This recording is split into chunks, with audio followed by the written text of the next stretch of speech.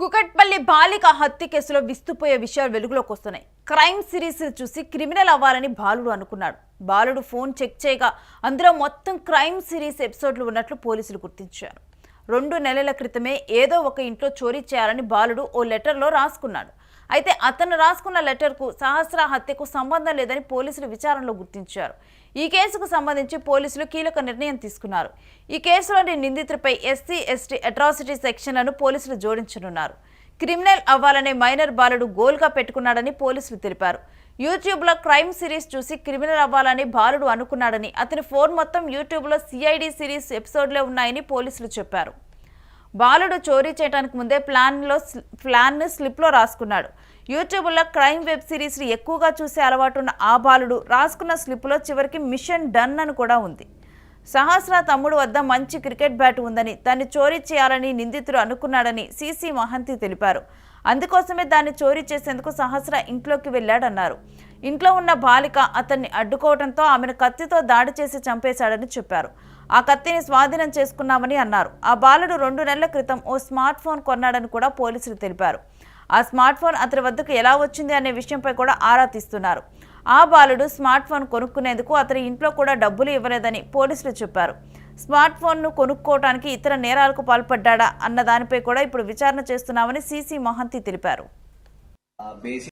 Basically ఆయన ఏం చేశాడంటే వాళ్ళ ఇల్లు దగ్గర ఉంటది.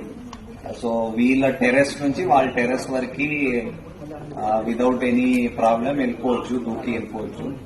సో ఆయన ప్రకారం ఆయన దూకేసి అక్కడ వెళ్ళి ఒక క్రికెట్ బ్యాట్, వాళ్ళ ఇంట్లో ఒక క్రికెట్ బ్యాట్ ఉంటుంది, ఆ క్రికెట్ బ్యాట్ దొంగతనం చేయడం అని ఆయన దగ్గర పెట్టుకోవడం అని అనుకుని వెళ్ళాడు. సో అది వెళ్తప్పుడు అక్కడ అది బ్యాట్ తీసుకొని బయటకు వస్తప్పుడు ఆ పాప హ్యాస్ సీన్ హిమ్. చూసినాక వెంటనే అరిచింది. అరుస్తే ఈయన భయపడి ఇమీడియట్లీ ఆమెకి అక్కడ ఇంట్లో బెడ్రూమ్ లో తోసేసి అక్కడ ఆయన దగ్గర ఉన్న ఆయన ఒక నైఫ్ పట్టుకు వెళ్ళాడు. సో ఆ నైఫ్ తో he stabbed her and then వచ్చేసాడు. అండ్ ఇన్ఫాక్ట్ మనకి తర్వాత ఇన్వెస్టిగేషన్ డీటెయిల్ లో చూసినప్పుడు మన IOs realise that initial stages లో కూడా ఎగ్జామిన్ ఆయనతో మాట్లాడేటప్పుడు he had actually misled the investigators by telling that నాకు వినిపించింది, పాప అరిచినట్టు వినిపించింది అండ్ 10 o'clock అలాగే he try to tell some story around that. So but అది అప్పుడు డిఫరెంట్ సర్కమ్స్టాన్సెస్ ఆ ఇన్వెస్టిగేషన్ చేస్తుంటూ అది తెలిసింది తర్వాత. సో ఈ కేసులో మొత్తంగా కూడా మనం చూస్తే ఒక 5 రోజుల తర్వాత సహస్ర విషయంలో ఒక 5 రోజుల తర్వాత ఈ బాలుడే ఈ ఉదంతానికి పాల్పడినట్లుగా కూడా బయటకు వచ్చింది, అర్థమైపోయింది. కానీ ఆ తర్వాత వాళ్ళ మదర్ కూడా చెప్పడం జరిగింది, ఆ సహస్ర హత్య జరిగిన రోజే నేను ప్రశ్నించడం జరిగింది, నువ్వేమైనా చేసావా అని చెప్పి నేను ప్రశ్నించాను. అదేవిధంగా 2 నెలల క్రితం ఒక మొబైల్ కొనుక్కున్నాడు, ఆ మొబైల్ తనకు ఎలా వచ్చిందనేది తెలియదు, మేము అడిగినప్పుడు మాకు ఏమీ చెప్పలేదు అని చెప్పడం జరిగింది. వాళ్ళ తల్లి కూడా ఒక ఇంట్లో పని చేస్తూ ఉంటారు, ఇక వాళ్ళ తండ్రి ఏమీ వర్క్ చేయరు, ఇంట్లోనే ఉంటారని చెప్పి కూడా మనకున్న ఇన్ఫర్మేషన్ ప్రకారం అయితే తెలిసింది. సో ఆ బాలుడు ఆ మొబైల్ వచ్చిన దగ్గర నుంచి కూడా రోజు క్రైమ్ స్టోరీస్ చూడటం, ఆ క్రైమ్ స్టోరీస్ క్రైమ్ సిరీస్లు చూసి దాంట్లో దొంగ ఏ విధంగా దొంగతనం చేశాడు, మనకి సిఐడి ఎపిసోడ్స్ వస్తూ ఉంటాయి, వాటిలో దొంగతనం చేయటము, ఆ తర్వాత అతన్ని పట్టుకోవటము, అతను దొరకకుండా ఉన్న కేసెస్ ఇవన్నీ కూడా చూపిస్తూ ఉంటారు. ఇలాంటివన్నీ కూడా వరుసగా చూసి తన లైఫ్ గోల్ ఏంటంటే తను పెద్ద గజదొంగ అవ్వాలనుకున్నాడు. దానికి తగ్గట్లుగానే తను ప్లాన్ చేసుకొని మనకి ఏదైతే సహస్ర చనిపోయిన తర్వాత ఒక లెటర్ ఆ అబ్బాయి రాసుకున్నాడు అని చెప్పి బయటకు వచ్చిందో ఆ లెటర్లో ఉన్నదాని ప్రకారం అయితే ఆ అబ్బాయి డబ్బులు దొంగతనం చేయడానికి వెళ్ళాడా, gas keep lock on the gas అని చెప్పి నెక్స్ట్ కట్ విత్ నైఫ్ అని చెప్పి ఒక ప్లాన్ రాసుకున్నాడు కదా. అయితే ఇది సహస్రాన్ని చంపడానికి చేసుకున్న ప్లాన్ కాదు, ఇది వేరే దొంగతనం చేయడానికి, మనీ దొంగతనానికి తను ఇంకో ప్లాన్ చేసుకున్నాడు. ఇప్పుడు సహస్ర వాళ్ళ ఇంటికి వెళ్ళింది, సహస్ర వాళ్ళ తమ్ముడు బ్యాట్ దొంగలించడానికి వెళ్ళాడు. గతంలో వాళ్ళు కలిసి ఆడుకోవటం జరిగింది, ఆ బ్యాట్ చాలా బాగుండటము జరిగింది. అప్పుడు ఆ బాబుని అడిగినప్పుడు తాను ఇవ్వను అని చెప్పి ఆ బాబు అన్నాడు. ఆ బ్యాట్ ఇప్పుడు సహస్ర వాళ్ళ ఇంట్లో ఉంది కాబట్టి వాళ్ళ ఇంట్లో ఎవరూ లేని టైంలో నేను వెళ్ళి దొంగతనం చేసుకొని రావాలని చెప్పి దానికి తగ్గట్లుగా తాను అనుకొని ఒక కత్తి పెట్టుకొని దగ్గరికి వెళ్ళటము, అనుకోకుండా సహస్ర ఉండటము, సహస్ర ఉన్నప్పటికీ కూడా తాను సిరీస్లో చూస్తారు కదా, అంటే ఎదుట వ్యక్తి ఉన్నప్పటికీ కూడా తాను కనిపించకుండా వెనక నుంచి ఒక పిల్లిలాగా నక్కి వెళ్ళి తీసుకొని రావటం, అదేవిధంగా తాను చేద్దాం అనుకున్నాడు వాటి నుంచి ఇన్స్పైర్ అయ్యి. కానీ నిజ జీవితంలో ఎగ్జాక్ట్గా సిరీస్లో చూసినట్లు ఉండదు కదా, మరి మనుషులకి అంత సెన్సెస్ లేకుండా ఉంటారు కదా, వాళ్ళు డెఫినెట్గా కూడా కదలికలు వాళ్ళ వెనక ముందు కదలికలు వచ్చినప్పుడు వాళ్ళు చూడనప్పటికీ కూడా అలజడ అనేది వాళ్ళకి అర్థమవుతుంది. అదేవిధంగా అబ్బాయి బ్యాట్ తీసుకొని వస్తూ ఉండగా సహస్ర చూడటము, అరవటము, ఇక సహస్ర అరిచిన వెంటనే కూడా తాను కూడా భయపడి వెంటనే తన దగ్గర తెచ్చుకున్న నైఫ్తో తాను సహస్రాన్ని పొడిచాడు, నేను కళ్ళు మూసుకొని పొడవటం జరిగిందని చెప్పి ఆ బాలుడు చెప్పాడు.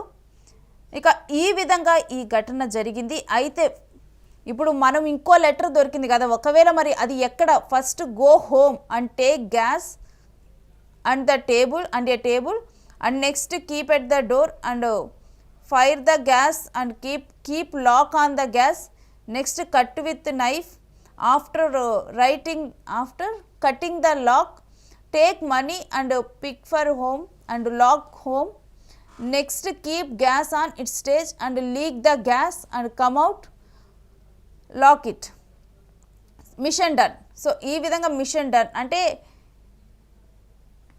అది ఆల్రెడీ చేశాడా లేకపోతే మిషన్ డన్ అని పెట్టాడు అంటే, లేకపోతే అది అలా చేస్తే మిషన్ అయిపోతుంది మిషన్ డన్ అని పెట్టాడా అనేది ఇప్పుడు తెలియదు. ఎందుకంటే వెళ్ళిన తర్వాత ఇప్పుడు అది ఆ ప్లాన్ ఆ అబ్బాయికి వచ్చి రాని లాంగ్వేజ్లో రాసుకున్నాడు. అక్కడ తాను రాసిన దాన్ని బట్టి అర్థమవుతుంది ఏంటంటే ఇంకొకళ్ళ ఇంట్లో మనీ దొంగతనం చేయడానికి ప్లాన్ చేశాడు. దాన్ని బట్టి తాను తరువాత గ్యాస్ లీక్ చేయాలి, లీక్ చేసి వస్తే ఇంకా ఆ ఇల్లు మొత్తం పేలిపోతుంది కదా, అసలు దాని పరిణామాలు ఏమీ ఆలోచించలేదు. కొంత డబ్బు చిన్న చిన్న వస్తువుల కోసం ఇల్లులు పేల్చేయడానికి, మనుషులను చంపేయటానికి ఆ అబ్బాయి రెడీ అయిపోయాడు. ఆ అబ్బాయి మానసిక స్థితి ఏ విధంగా ఉంది, మనం ఏం చూస్తే అదే ఆలోచిస్తాము, ఏది ఆలోచిస్తే అలానే ఆ మనిషి తయారవుతాడు. తను రోజు క్రైమ్ స్టోరీస్ చూసి అలానే తను ఆలోచించడం మొదలుపెట్టాడు. ఆలోచించి ఇప్పుడు అలానే నరరూప హంతకుడుగా మారిపోయాడు. చిన్న బ్యాట్ కోసం ఒక 10 సంవత్సరాల పిల్లని చంపేశాడు. మరలా కూడా డబ్బుల కోసం ఒక ఇల్లునే పేల్చేయాలని నిర్ధారించాడు. ఇటువంటి ఒక నేరస్తుడు ఇప్పుడు ఈ కేసులో అసలు ఆ అబ్బాయిని శిక్షించాలా ఏం చేయాలన్నది కూడా, అంటే ఆ అబ్బాయి లెక్క ప్రకారం చూస్తే ఆ అబ్బాయి మైనరు, ఆ అబ్బాయికి కేసు పడకూడదు. కానీ చూస్తే నరరూప నిందితుడు, నరరూప రాక్షసులా తన బిహేవియర్ ఉంది. చిన్న చిన్న విషయాలకు ఒక బ్యాట్ కోసం ఒక పాపను చంపాడు, డబ్బుల కోసం కొంత డబ్బులు చిన్న మొత్తంలో డబ్బుల కోసం ఒక ఇల్లే పేల్చేయడానికి సిద్ధమైపోయాడు. గ్యాస్ లీక్ చేసి ఇల్లు పేల్చాలని.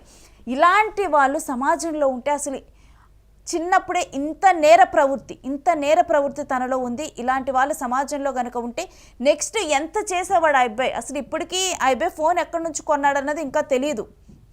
దాని మీద కూడా ఫర్దర్గా ఇన్వెస్టిగేషన్ చేస్తామని చెప్పి పోలీసులు చెప్పారు. డెఫినెట్గా కూడా పిల్లలు ఏం చూస్తున్నారనేది పేరెంట్స్ చూసుకోవాలి. ఇలాంటి సిరీస్లు వాళ్ళు చూడొద్దు, ఆదిలోనే తుంచేయాలి. ఏదైనా చిన్న తప్పు చేస్తే ముందలే పేరెంట్స్ మందలించటము, ఇదంతా కూడా కఠిన చర్య వాళ్ళ మీద తీసుకోవాలి. లేకపోతే ఇదే విధంగా వాళ్ళు తయారవుతారు. నేర ప్రవృత్తి అనేది వాళ్ళలో పెరుగుతుంది. ఇప్పుడు సోషల్ మాధ్యమాల్లో కానీ ఎక్కడ చూసినా కానీ, ఈ మధ్య ఓటీటీలో క్రైమ్ సిరీస్లు చూసినా కానీ మొత్తం క్రైమ్ సిరీస్లే వస్తున్నాయి.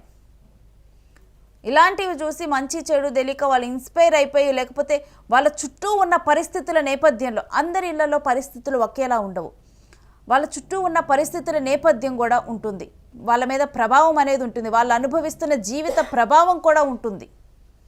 వీటన్నిటిని కూడా గమనించుకుంటూ ఉండాలి.